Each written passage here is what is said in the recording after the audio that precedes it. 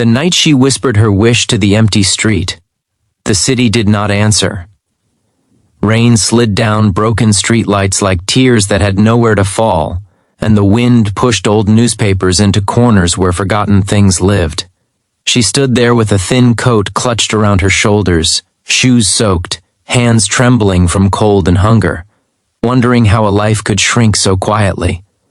Once, she had been someone with a name, people said gently, someone with plans folded neatly in drawers. Now she was a shadow beneath flickering lights, a woman the world had learned to step around. Her wish was not loud or dramatic. It was small and desperate, shaped by nights like this, when hope felt heavier than sleep. If you believe that kindness can still change lives, that second chances exist even in the darkest places, take a moment right now to like this video, share it with someone who needs hope, comment your thoughts, and subscribe to the channel. Your support helps keep stories like this alive. She had not always lived on the streets. Years earlier, life had been ordinary and full, the kind of ordinary that feels invisible until it is gone. She had worked hard, loved deeply, trusted easily. Then came the losses that never arrive alone. A sudden illness drained savings, a job disappeared during a company collapse, and grief followed when the person she leaned on most slipped away forever. Each blow weakened the ground beneath her, until one final push sent everything crashing down. Friends faded, landlords stopped waiting, and pride kept her silent for too long. By the time she asked for help, doors had already closed. The street welcomed her without judgment, but it demanded payment in dignity, safety, and warmth. Days blurred into each other, measured by the kindness of strangers and the cruelty of indifference. She learned which corners were safer, which faces to avoid, and how to make herself smaller when eyes hardened. Hunger taught her patience. Cold taught her endurance. Loneliness taught her to speak to memories as if they were still listening. Every night she folded herself onto cardboard, staring at the sky between buildings, wondering how many people slept peacefully above her, unaware that a life was unraveling just below their windows. Her wish was simple and almost embarrassing in its modesty. She did not wish for wealth or revenge or recognition. She wished for a chance to feel human again, to wake up without fear, to believe she still mattered. Across the city, in a world lined with glass and guarded doors, a man sat alone in an office that gleamed with success. His name appeared in business magazines, his achievements celebrated, his fortune measured in numbers that barely felt real anymore.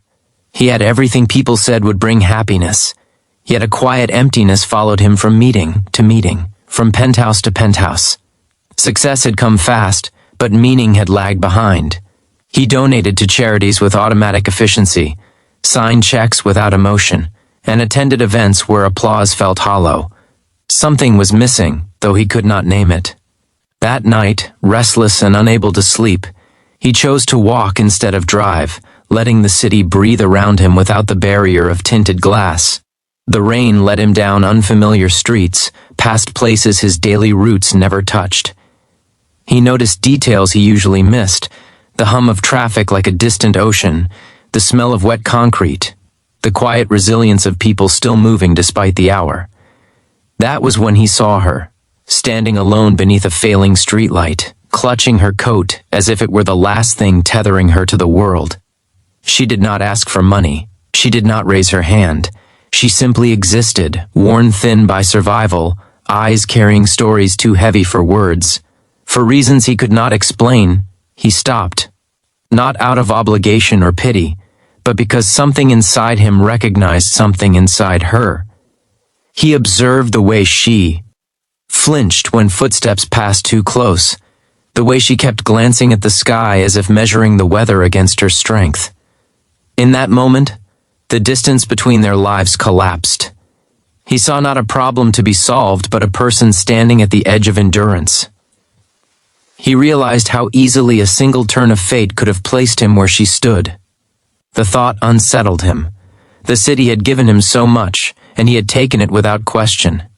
Standing there, he felt the weight of all that he had and all that she lacked, and for the first time in years, his success felt like a responsibility rather than a reward. Her wish, whispered into the rain, was never meant for him, yet somehow it reached him anyway. She wished for warmth that did not vanish by morning, for a meal that did not come with shame, for safety that lasted longer than a few hours. She wished to stop feeling invisible.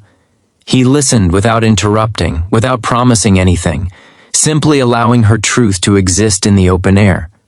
When he finally moved, it was with a decision that surprised even him. He did not hand her loose change or a quick solution meant to ease his conscience. He chose something slower, heavier, and far more difficult. He chose involvement. What followed was not a miracle that erased pain overnight. It was a series of deliberate steps taken against a lifetime of hardship. A warm place replaced the street, but fear lingered in every corner. Clean clothes felt unfamiliar on her skin, and a bed felt too soft for real sleep. Years of survival had taught her to expect loss, so every kindness came with the quiet dread of being temporary. He did not rush her healing or demand gratitude. He arranged help that respected her dignity, support that addressed more than appearances. Medical care addressed neglected wounds. Counseling reopened doors she had sealed shut just to survive. Time, the most expensive gift of all, was given freely. As weeks turned into months, changes appeared in ways no headline could capture. Her posture straightened, her eyes lifted. The habit of apologizing for existing slowly faded.